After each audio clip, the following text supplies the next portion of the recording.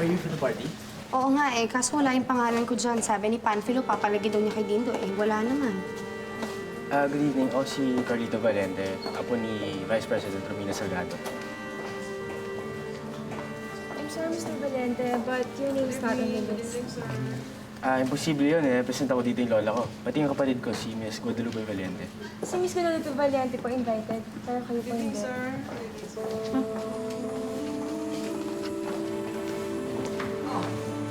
Ito, gate crashers? Malacanang na to, nag-gate crash pa kayo? Baka gusto niyo pahuli ko kayo. Pwede ko kayo pahuli. Gomez? Yes, ma'am. Oh, how sweet. Para saan yan? Kasi hindi mo mapahuli just for that. Eh, sino naman ang may sabing papahuli ko kayo? Tinawag ko lang ang PSG para bantayan kayo dito sa labas dahil mga relatives kayo ng presidente at vice-presidente. Ano, gusto niyo ipapalabas ko pa yung pagkain para sa inyo? Actually, sana kita makausap eh. But only, magsisimula na magsalita ang Pangulo. Kaya nga nagkaroon ng kasayahan dyan. Pwede ba mamaya kayo mag-usap ko dito? Kung hindi ka pwedeng pakiusapan, baka pwedeng tawagin mo na lang si Ate Amanda. Siya na lang palabasin mo para kausapin ko. Ano sa Camila? Huwag mo naman akong utos-utusan sa harap ng maraming taong ito. Lalong-lalo na sa Chief of Staff. Hindi mo ako katulong. Pero para sa inyo po, mahal na prinsesa, kakausapin ko si Amanda at palalabasin ko po dito para makausap niyo po.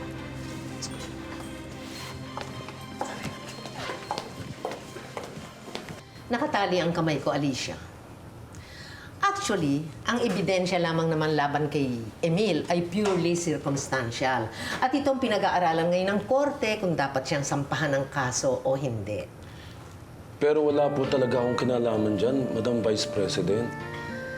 Eh, bakit hindi mo sabihin sa kanila kung bakit may contact ka dun sa tumaga sa First Lady? Matagal na po yun. Eh, yung fingerprints mo sa bote. Eh, hindi ko pa po alam kung paano nalagay yun eh. At saka, hindi pa po ako nakapunta sa bahay ng mama. Saan pala kayo nagkikita? Romina, may mga bagay na... Excuse me, Alicia. I am now the acting president. So, sa labas ng opisina ko, pwede tayong magtawagan ng katulad ng dati. Pero ngayon na acting president ako at lalo na nawala ang ating presidente at nasa ibang bansa, please, Sorry po, Madam Vice President. that's all right. Ano na nga ba yung sinasabi mo? Nakalimutan ko na po, Madam Vice President. And I assure the whole world that my country will never bow down to any threats of terrorism. As I stand here proud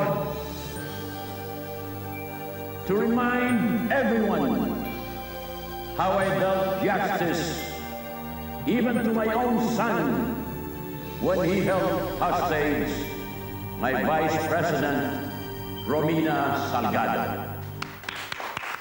Nice speech, Amanda. Whereupon us Thank you very much, Ate Ernestina. that Amanda fateful stayed the night intelligent one in her of family. the hostage You're the people, crisis.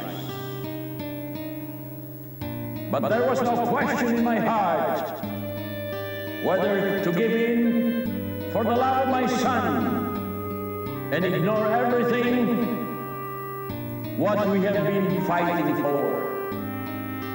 My government never wavered in the belief that freedom and security of the nation is first and foremost. So I face all consequences with firm resolve and show no mercy where there should be none. My son, along with some of his men, are languishing where they should be, in jail. And for the others who were able to escape, a nationwide manhunt is in progress with vigilance and no let-up. this is the same zeal and dedication my government offers as far as fight for terrorism is concerned. We want peace, and if peace is to be achieved, we will fight hard side by side with the United Nations of the world. For we know there will be no justice without peace, and there will be no peace if we will not vanquish all threats of terrorism. Charlie Entrance. Ano? May parating na tangke dyan sa Malacanang? Give me the exact coordinates.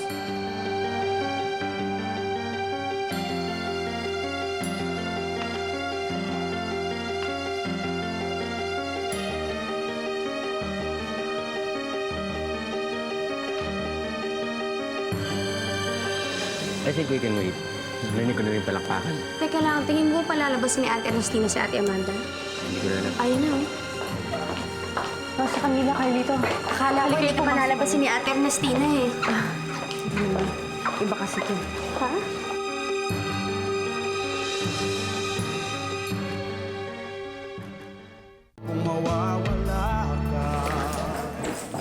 Sa Camila, maiwan mo na kita. Carlito! Sandali lang. Diyos ko, buti nandito ka. Si Lola nagpabura ng pangalan mo sa guest list eh. Sabi niya sa akin, huwag kong sabihin sa'yo para daw mapahiya ka. Ngayon, yung gusto ko alam kung ano nangyayari dito. Ano nangyari? Yun nga, inaalam ko nga eh. Bigla lang nanahimik lahat ng tao tapos wala nang may gusto makinig sa sinasabi ni President. Bakit? May nangyari ba sa daddy ko? I don't know. Bueno, Alicia, ngayon na tumatahimik ka na rin lamang. Eh, siguro po mauna na kami. Sige po. Sige po. Salamat. Good evening. Really? Totoo ba yan? Excuse me, Alicia. Po. Are you sure? Ano na naman ba yun? Ate, ano nangyayari? Nagbe-verify lang, Rosa Camila. Tungkol kay daddy? Pwede ba tumahimik ka muna? This is very important.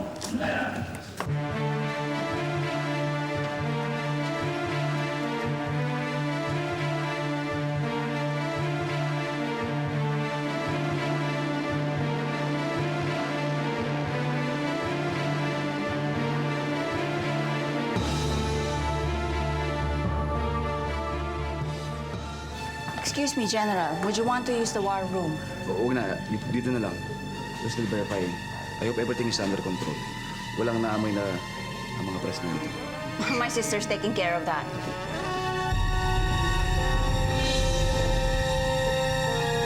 Ano nangyayari? Tawagan mo si Lola. Ano pa bang ginagawa ko? Kanina ko pa siya tinatawagan. Ayaw niyang sagutin. Pero, si Mami na hindi sinasagot yung phone niya.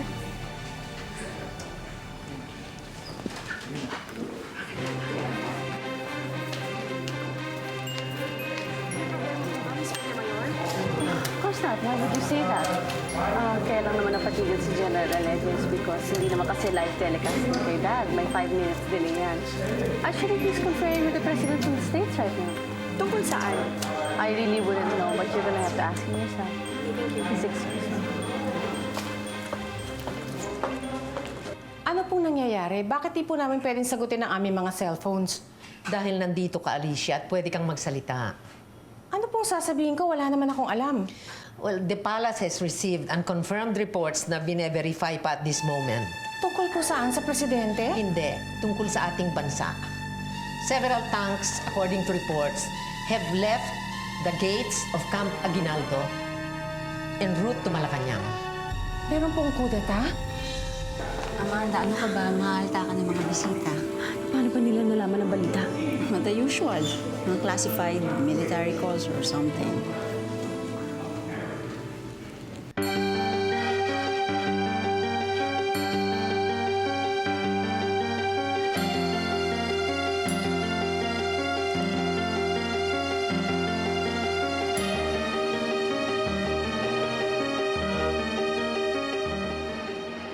Negative information, sir. Everyone is back to their barracks. Okay, then it's settled. Who will remain out there? Okay? Negative? It's not even negative, General. It's non-existent. Good. Bihira naman magkakabalita ng ganyan eh. No way.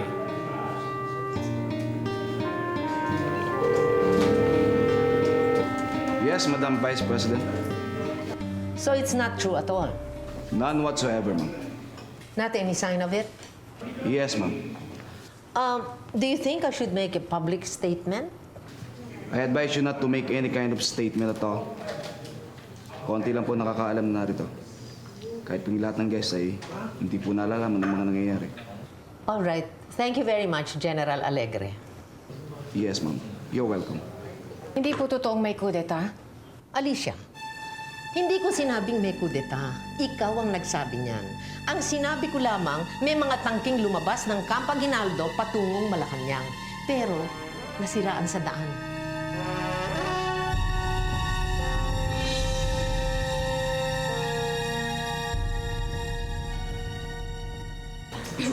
Rosa Camila, I thought you wanted to talk with Amanda. Ayan na siya. Pwede bang sabihin niyo sa amin kung ano talaga nangyayari? Nothing's really happening.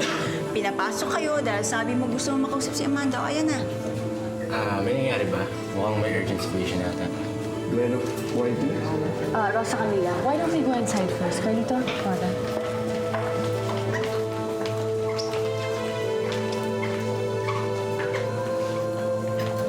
It worked. Practice pa lang yan.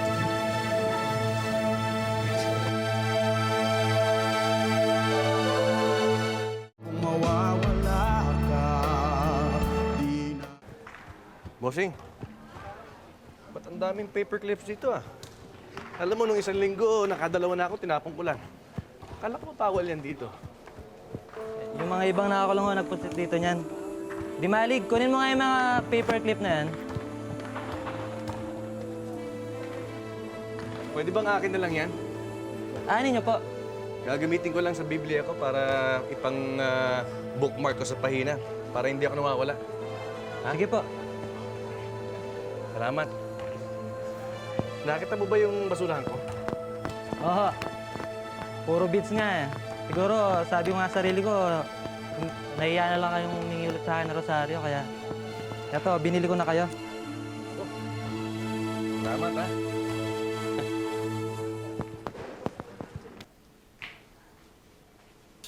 Husay talaga nila magtago, no? 3 araw na wala pa rin balita tungkol dun sa rumored coup attempt. Ma, baka naman talagang wala. Naku, kung nandun ka sa opisina ni Romina, na ayaw nang sumagot kundi Madam Vice President, nakita mo ang tensyon sa mukha niya. Sa bagay, ganun din sa Malacanang nun. Kailan ba dating ng daddy mo? Di ba dapat ngayon? Oo nga, ngayon. Siguro nandun na yun. Malalaman naman natin pag na-telecast na eh. Alicia, kausapin mo naman si Presidente tungkol sa kaso ko. Baka sampahan ako talaga eh. Kaya mo, pagdating niya, kahit harangan ako ng military truck, kakausapin ko. Eh, paano kung harangan ka nga talaga ng military truck? Aba, edi gagamit na ako ng koneksyon para makausap lang siya. Hi, Dad. Welcome home. Let's go upstairs, please. Lindo, you know what to do?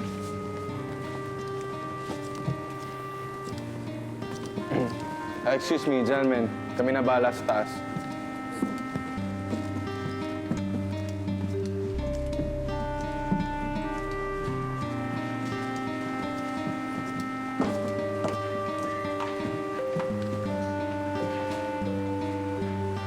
Ninong bahay ito? Sir, let's go. Oh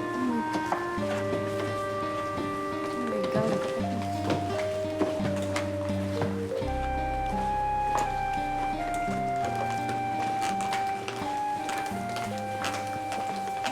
Akala ko kahit harangan ka ng sibat, kakausapin mo si President Montemayor. Paano ko nga kakausapin yung sinusumpong ng sakit, ano? Paano ko ngayon yan? Eh baka naman, Alicia, pinagtataguan ka lang. Hindi, Tita Ange. Si Tita Elaine yung tumawag eh. O hanggang kailan daw? Eh, wala namang katiyakan yung sakit na yun. Pasumpong-sumpong yun eh. Nakakainis talaga tong Carlito na to. Sabi ko, huwag niya muna akong tatawagan eh. Pwede ba ako sumagot ng telepono? Baka para sa akin to ah. Bakit ano naman ba yung usapan niyo ni Carlito, ha? Wala. Carlito? Si Tito Emil to. Ano, pwede mo ba makusap si Rosa Camila? Importante lang. Ayaw kang kausapin eh. Kung ayaw niya ako kausapin, pakisabi lang sa kanya na makipagkita sa akin doon sa restaurant nila mamayang gabi.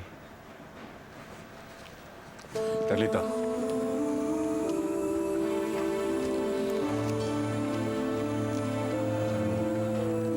Verified na ba mga to? Oo, pero gusto kong malaman mo na nagpalit sila ng apelido bago pa man ipinanganak si Rafael. Kuya, pagkatapos niyan, pwede na kayo umuwi. Salamat po, sir. Sige, salamat. O, ayusin niyo yung pagmamap, ha? Hay nako, Rafael, hindi ko talaga alam kung bakit kailangan pong makipagkita dyan kay Carlito. Hindi ko alam kung anong sasabihin niya. Ako kulitan na nga ako dahil tawag na tawag, hindi ko na sinasagot yung cell ko. Ay, nako. Wala talagang kadala-dala yan si Carlito.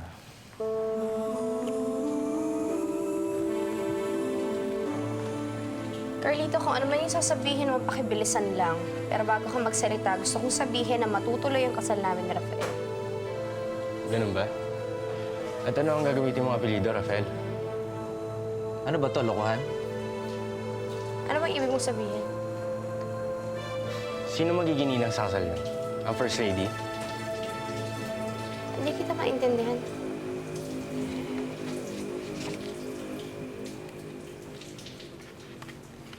Rosa Camila, hindi pa Alma ang totoong apelido ni Rafael. Rodriguez siya. Rafael Rodriguez. Pamaking buo ni First Lady, Iluminada Rodriguez Montemayor.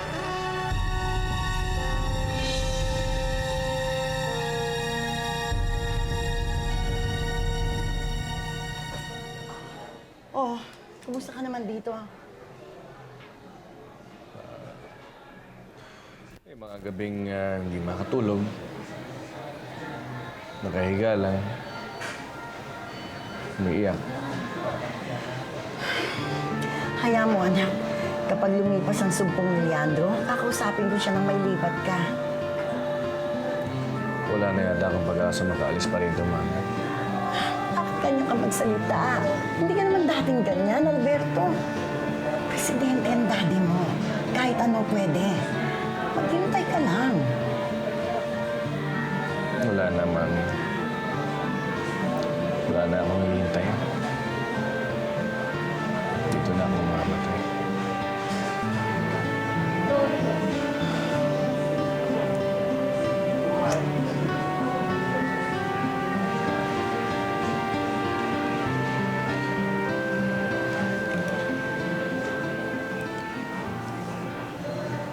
Mabuti pa siguro. Ngayon pa lang tapusin ko na to. Ay! Alberto! Alberto, ano ginagawa mo?